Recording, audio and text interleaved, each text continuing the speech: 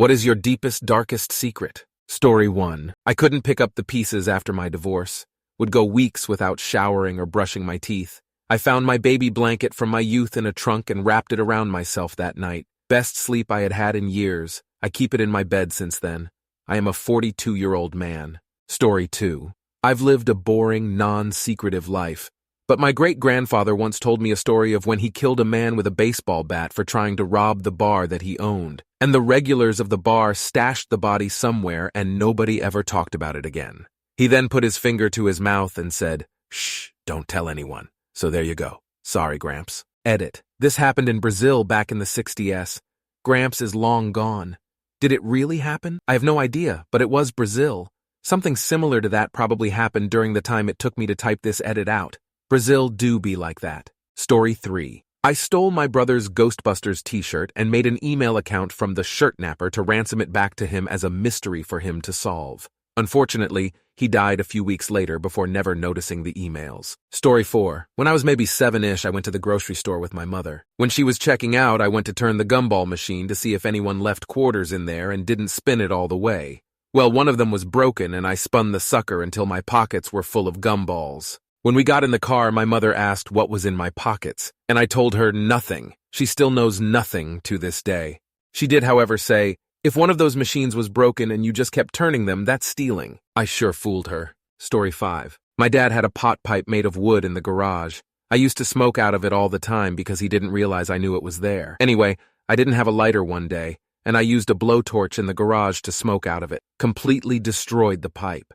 About 15 years later, my dad tells me about how he lost this pipe he made in his shop class in the 70s. Oops. Story 6. In 1996, I was 6 years old and a friend told me that computer mouse balls were worth as much as gold. Stupidly, and with no plan, I stole one from the classroom computer. Our teacher got extremely angry and I got really scared I'd get caught. He had us all leave the room and go in one by one so that whoever stole it could anonymously put it back. I was too scared that somebody might see, so I didn't put it back. He exploded on us. The next day, I was going to try to secretly return it, but a kid randomly emptily confessed that he was the one who stole it, and his mom went to the store to buy a new one. He stood in front of the class with a written apology and everything. I should have taken a stand and said, "No, Kyle, you didn't steal it, I did." Shameful. Anyway, 28 years later, Kyle is a stripper at a gay nightclub. Story 7.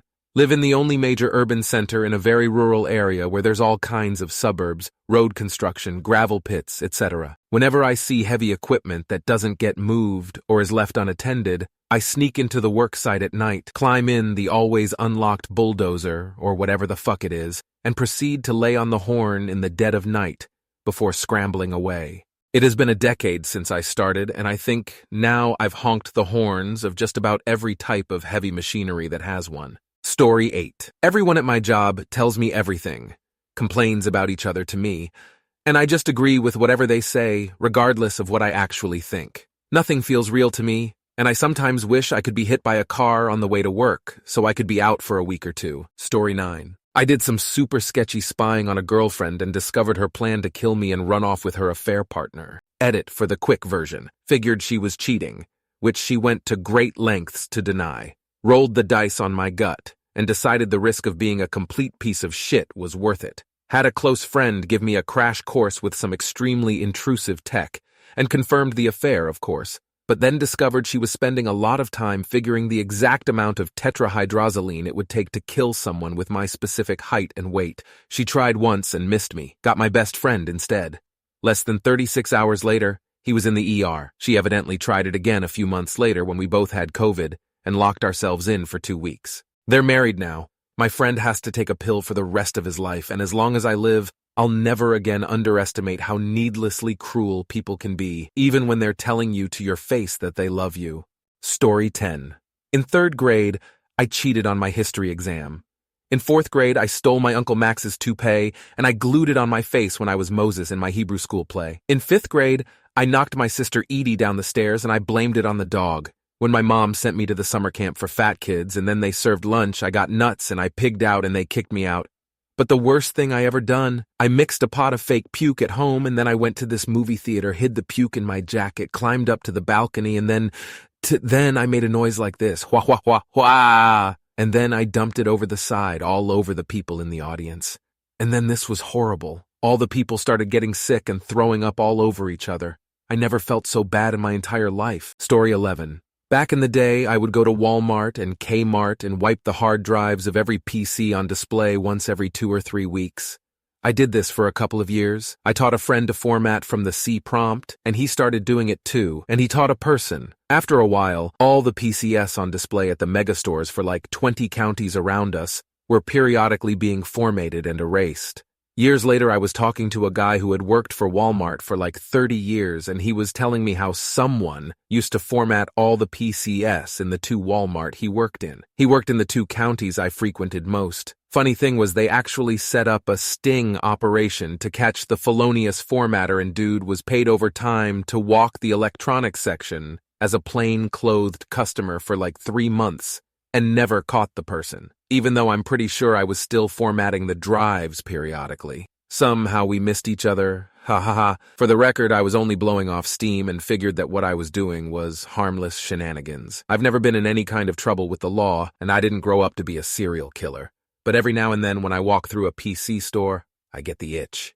Story 12. When I was a child, I managed to get a speech therapist fired. I was in speech classes up until high school, but this happened around 3rd or 4th grade. I don't know what her official title was, but she was not the speech teacher I would see regularly. She was an older woman, probably around her 60s. I believe she was there to examine how well the speech therapy had been going in the district. She had me read sentences with the sounds and letters I struggled with. As this was happening, she mocked me and she laughed at while telling me I had the weakest tongue she had ever seen. As a child with speech impediment, I was already self-conscious, but for an adult authority figure to belittle me like that, it made me never want to speak again. Once the school day was over, my mother noticed I wasn't very talkative.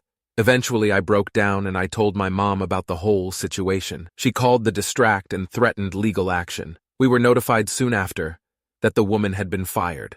There was even a phone call between my mom and the woman, where she had begged my mom for forgiveness so she could keep her job. I suppose none of this is really a secret, just something I don't talk about often. Her own actions are what led to her termination. However, secretly I do hope I ended that woman's career, as callous as that may sound. You don't mock a child, and you especially don't mock a child for something they can't control. To do so, when your career has you working with children, shows you're unfit for that role. Story 13. I have a fart fetish. Girls farting ignites something feral in me. I want to be rid of it so badly, it's like a curse. I want a real girlfriend. I want real love. Here's the darkest secret. A girl I know who's really beautiful knows I have a crush on her. So one day I asked her to do this, totally consensually, and she agreed to it. I asked her to fill up on whatever she needed to. Beans, beef, broccoli, eggs, anything that would make her fart. Well, she did, and had some dairy to kick it. She's lactose intolerant. And then come over and I got a gas mask and taped a tube to the mouth, then taped and sealed the other end to her butt. We hung out sitting next to each other at my place, and the whole time she was letting out the most foul, lactose intolerance, turbo-injected farts into the tube, for me to breathe in. I made her swear to never tell a soul, and she didn't. And no one knows I did that, but now let it be known that you all now carry this tale. You all think you have demons? Think again. Story 14. When I was 11 years old, I had an upstairs neighbor who was in the Marines. I idolized this guy. He was, in my mind, the real American hero. He'd pull up in his Jeep Wrangler and step out in crisp camis looking like G.I. Joe. He was polite to my mom and my dad, always saying, "Good morning, sir," or "ma'am." He had a wife who was friends with my mom and a little daughter, 6, who was friends with my little sister, 6. We'd go fishing and camping and hiking, and one day he introduced me to shooting. I was aware of guns but never actually saw them up close, let alone shoot them. He taught me how to use a rifle with a very easy-to-shoot .22 LR. Anyway, one night he was away, and my sister and I were upstairs hanging out with his wife and daughter, watching TV, eating Cheez-Its, just being kids. The mom is in her room, we're in the living room. My sister and the daughter go play dollhouse, and I got curious and started looking around. I found the rifle in a black canvas bag in a closet. So naturally I open it up, take the rifle out, and took it to the balcony, where I proceed to go prone and look down the scope. I kept thinking to myself, whoa, it's even better when you're up higher. You can see all kinds of stuff better. Wow, and look at that car passing by. And of course I'm aiming at it, and I have my finger on the trigger, and for some reason my stupid 11-year-old brain never imagined the rifle was loaded and ready to fire. So as I'm aiming at the car passing, and it's maybe 80 yards, the car is traveling slowly. I pulled the trigger. The round hits the rear passenger window. It shatters. The vehicle drifts to the right and crashes into a border wall. I am horrified. Get up. Rush back inside, quickly stuff the rifle back in the bag, place it upright in the closet corner where I'd found it, and as this is happening, I can hear the mom getting up and going, "What's going on? What was that?" My heart is racing. I just quickly closed the closet door and ran. I left the apartment quickly and went downstairs to my place. Ran inside, ran to my bathroom, and hid in the tub with the lights off. Oh boy, the aftermath. There was an active manhunt. There were police and helicopters and searchlights. They came to knock at the doors. My dad was working, and my mom had left us with the upstairs neighbor to go run errands. The upstairs lady had no idea what had happened. They asked her questions, but she said she was sleeping and only heard a pop. I heard later on that the driver was actually hit, and there was an open investigation. Later on, a week after the incident, G.I. Joe comes downstairs to see if I was around because he wanted to talk to me. We took a walk, and he told me that he knew it was me. I never slid the bolt back to eject the spent cartridge, and it stayed in the .22 the entire time. He said he wouldn't say anything but that I was not allowed back upstairs ever again, and that he was disappointed because I broke his trust. They moved shortly after, and I never saw them again. I never told anyone, and the guilt ate me up my whole life, but I was too scared to tell the truth. Story 15. So, from 9 years old, I was always afraid to go #2 in our house with a very accessible bathroom.